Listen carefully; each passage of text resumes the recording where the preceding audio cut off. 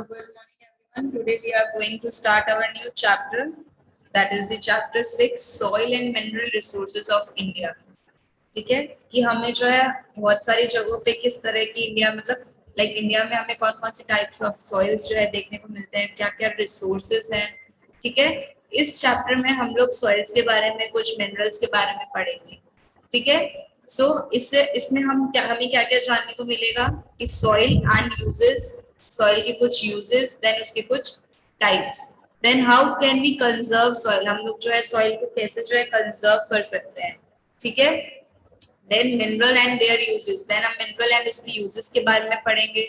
फिर हम पढ़ेंगे कि कौन कौन से मिनरल्स जो है इंडिया में कहाँ पे फाउंड होते हैं, कहाँ पे पाए जाते हैं. देन हम मिनरल्स का भी कंजर्वेशन पढ़ेंगे, है ना. हमने बहुत सारे रिसोर्सेज का, जब हम 5th चैप्टर पढ़ रहे थे उसमें भी हमने कुछ कंजर्वेशन ऑफ रिसोर्सेज पढ़ा था कि हमें जो रिसोर्सेज को क्यों सेव करना चाहिए, क्यों, क्या नीड पड़ती है. ठीक है, तो वैसे ही जो है सॉइल एंड मिनरल भी रिसोर्सेज हैं. ठीक है, उनको भी जो है हमें क्या करना चाहिए, कैसे कंजर्व करना चाहिए, उसके बारे में हम इस चैप्टर में पढ़ेंगे. Okay, is that clear to everyone? Yes, so let's start with the chapter. हम लोग चैप्टर को कंटिन्यू करते हैं. यस, सो ये आपको एक छोटा सा ओवरव्यू दे रखा है आपके चैप्टर के बारे में कि सॉइल रिसोर्सेज में what we are going to study. मैंने आपको बताया था types of soil plus how we can conserve soil, हम सॉइल को जो है कैसे सेव कर सकते हैं. फिर हमने पढ़ा था कि मिनरल रिसोर्सेज के बारे में भी हम पढ़ेंगे, जिसमें types of minerals plus minerals कहाँ फाउंड होते हैं. ठीक है, देन हम इसको जो है कैसे कंजर्व कर सकते हैं. ठीक है, सो ये एक छोटा सा आपका ओवरव्यू है ये आपको चैप्टर के बारे में कि इस पूरे चैप्टर में हम ये चीजें पढ़ने वाले. एक छोटा सा ओवरव्यू दे रखा है आपको. ओके, तो चलिए let's start with the rocks. हम लोग पहले रॉक से स्टार्ट करते हैं कि रॉक्स क्या होती हैं. ठीक है, rocks are hard solid material that form the upper layer of the earth. ठीक है, रॉक्स एक क्या होती है, हार्ड सॉलिड मटेरियल होता है. ठीक है, बहुत ही ज्यादा हार्ड और एकदम सॉलिड मटेरियल होता है, जिससे क्या होता है अर्थ की अपर लेयर फॉर्म होती है.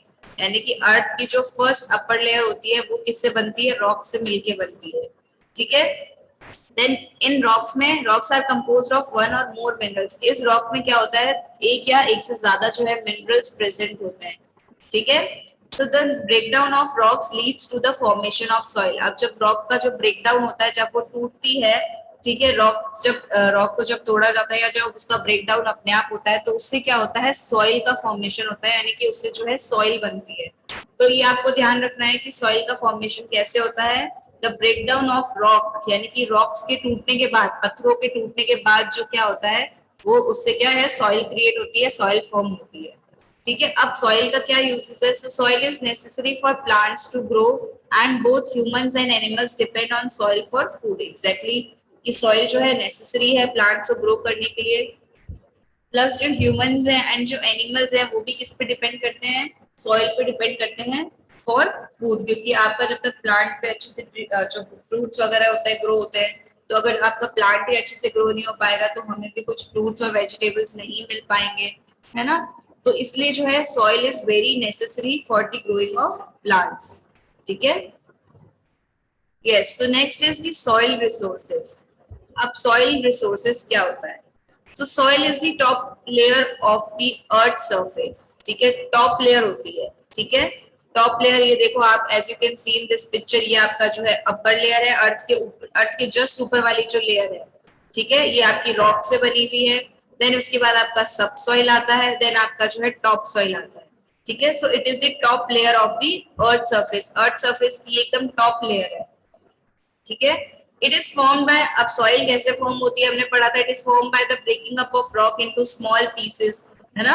हमने पढ़ा था जो सॉइल है वो कैसे फॉर्म होता है, जब आप जो है बड़े बड़े रॉक्स जो है ब्रेक, मतलब स्मॉल पीसेस में ब्रेक डाउन हो जाते हैं, तो तब क्या बनता है, हमारा सॉइल बनता है. अब ये जो ब्रेक डाउन है वो भी बहुत, मतलब जो ब्रेकडाउन है हमारा वो बहुत चीजों की वजह से होता है. यानी कि जब पत्थरों में ब्रेकडाउन होता है, जो पत्थर टूटते हैं, तो वो बहुत सारे रीजंस की वजह से होता है. ठीक है, जैसे आपका सन हो गया, ये कुछ कुछ एक्शंस करते हैं, सन, विंड एंड वाटर, इन वजह से भी क्या होता है, हमारी जो रॉक है वो स्मॉल पीसेस में, छोटे छोटे पीसेस में ब्रेक डाउन हो जाती है. So these smaller pieces of rock are further broken down to form soil. फिर ये और आगे जो है स्मॉलर छोटे छोटे पीसेस में जो है ब्रोक डाउन होती है, टूटती है, जिससे क्या होता है सॉइल, जिससे जो है सॉइल का फॉर्मेशन होता है। और फिर ये जो सॉइल है यानी कि हवा और पानी जो है अपने साथ इसको एक जगह से दूसरी जगह पे ले जाता है। आपने देखा होगा बीचेस वगैरह में, ठीक है, हवा चल रही होती है तो कैसे कितनी ज्यादा मिट्टी उड़ती है ना। तो आप देखोगे कि सॉइल जो है वो यानी कि विंड और वाटर जो है अपने साथ सॉइल को ले जाते हैं एक प्लेस से दूसरी प्लेस तक, ठीक है। तो the entire process of soil formation takes 100 of years, यानी कि जो पूरा जो सॉइल फॉर्मेशन का जो प्रोसेस चलता रहता है उसमें कितना टाइम लगता है, उसमें 100 of years लग जाते हैं, ठीक है। So soil contain air, water, sand, pebbles. अब आप सॉइल में बहुत सारी चीजें होती है, उसके अंदर एयर भी होता है, वाटर भी होता है, गीली मिट्टी भी होती है, सैंड होते हैं, पेबल्स होते हैं, ठीक है, कुछ कुछ बहुत मतलब आपको बहुत सारी चीजें देखने को मिल जाती है सॉइल के अंदर। So as rock contain minerals, the soil formed out of these rock contains mineral too। हमने पढ़ा था कि जो हमारी rocks है जो वो क्या है बहुत सारे मिनरल से बनती है, 2 और मोर मिनरल से बनती है। तो वही मिनरल्स यानी कि वही रॉक जब सॉइल बनती है तो उनमें भी वो मिनरल्स आ जाते हैं, ठीक है। तो ये चीज आपको ध्यान रखनी है, सॉइल के बारे में कुछ इंपॉर्टेंट चीजें हैं कि first of all how soil is form, तो by breaking down of the rock soil form. Then जो सॉइल है वाटर अपने साथ जो मतलब वाटर एंड विंड है वो अपने साथ सॉइल को कैरी करता है, एक जगह से दूसरी जगह पे ले जाता है। प्लस जो सॉइल जो रॉक में हमें मिनरल्स देखने को मिलते हैं और वही रॉक जब सॉइल में फॉर्म हो जाते हैं, सॉइल में कन्वर्ट हो जाते हैं, तो वो मिनरल्स उनमें भी ट्रांसफर हो जाते हैं, ठीक है। सो ये कुछ बेसिक नॉलेज है रिगार्डिंग दी सॉइल। अब now in next topic what we are going to study about the types of soil in India, कि इंडिया में हमें किस किस तरह की जो है सॉइल्स देखने को मिलती है। So there are different type of rock present all over India. हमें पता है जो सॉइल है वो किससे फॉर्म होती है, रॉक के ब्रेकडाउन से ही होती है। तो वो बोल रहे हैं कि क्योंकि हमारे पास different different type of rocks है तो इसलिए जो है हमारे पास सॉइल्स में भी बहुत ज्यादा वेराइटीज है।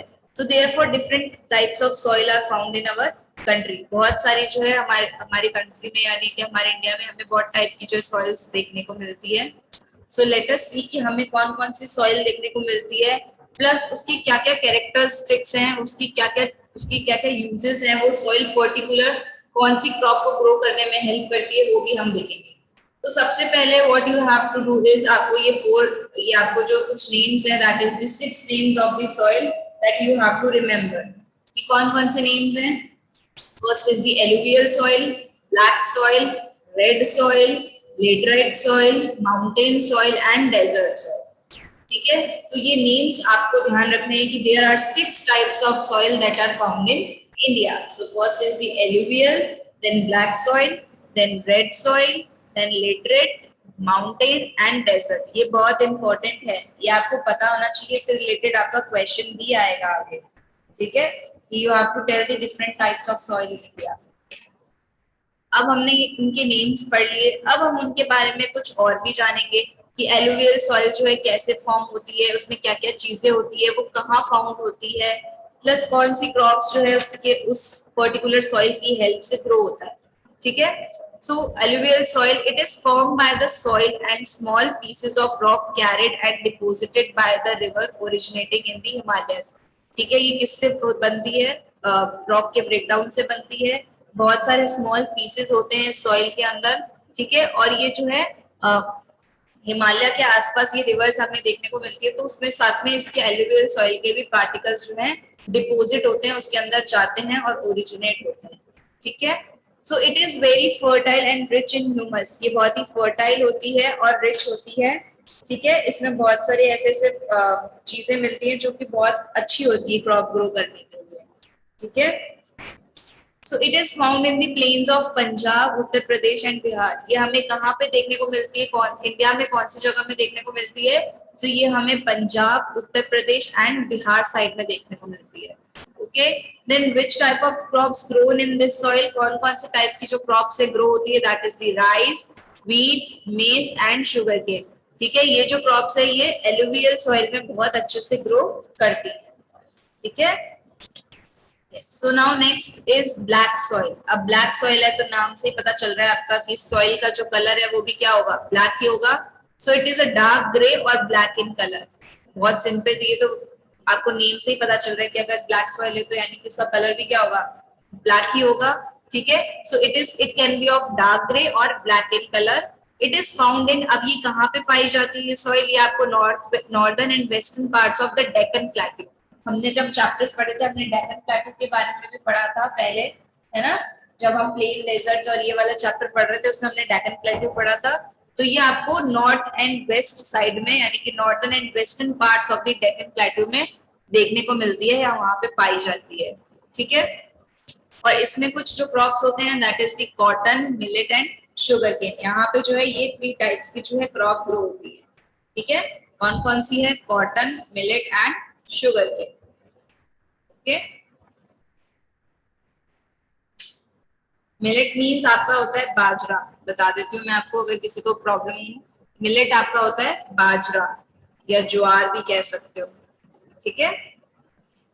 Now next is the red soil. अब रेड सॉइल है तो that means it is in red in colour, ठीक है। अब ये क्या कह रहा है इसके बारे में कि it is not very good for cultivation, crops can be grown with the help of fertilisers, यानी कि ये बहुत ज्यादा अच्छी नहीं है कल्टीवेशन के लिए, ठीक है। But crops can be grown with the help of fertilisers, कुछ फर्टिलाइजर्स वगैरह का यूज करके हम क्रॉप्स जो है ग्रो कर सकते हैं। फर्टिलाइजर्स मीन्स कुछ केमिकल सब्सटेंस, मतलब हम लोग सॉइल में ऐड कर दें और उससे भी प्लांट्स ग्रो होते हैं, ठीक है। तो वो कह रहे हैं कि हमें कुछ फर्टिलाइजर्स यानी कि कुछ केमिकल सब्सटेंसेस वगैरह या नेचुरल सब्सटेंसेस वगैरह यूज करने पड़ते हैं इस सॉइल में जो है क्रॉप्स को ग्रो करने के लिए। सो अब ये कहाँ फाउंड होती है, ये भी डेक्कन प्लेटू में फाउंड होती है बट साउथ और ईस्ट पार्ट में होती है। ये आपका नॉर्थ और वेस्ट पार्ट में था, ये आपका साउथ और ईस्टर्न पार्ट में है, ठीक है, ऑफ दी डेक्कन प्लेटू। अब यहाँ पे कौन कौन सी जो है क्रॉप्स ग्रो होती हैं, so these are the groundnuts, millets, pulses and tobacco, ठीक है। चलिए नेक्स्ट, ग्राउंडनट्स मतलब आपका होता है, आप पीनट्स कह दो या मूंगफली कह दो, ठीक है। मिलेट्स का मैंने आपको ही बता ही दिया पहले, पल्सेस आपको पता है, टबैको यू आल्सो नो, है ना। चलिए next is the laterite soil. Laterite soil क्या होता है, so it is formed due to the washing away of mineral from the soil due to heavy rainfall। ये जो सॉइल है वो कैसे फॉर्म होती है, ठीक है, जब बारिश आती है बहुत ज्यादा तब ये सॉइल जो है वॉश हो जाती है, ठीक है। Washing away of minerals, minerals के साथ जो है इसके जो मिनरल्स है वो क्या हो जाते हैं, वॉश हो जाते हैं। कैसे वॉश हो जाते हैं, ड्यू टू हेवी रेनफॉल। तो some crops grow well with the help of manures, ठीक है।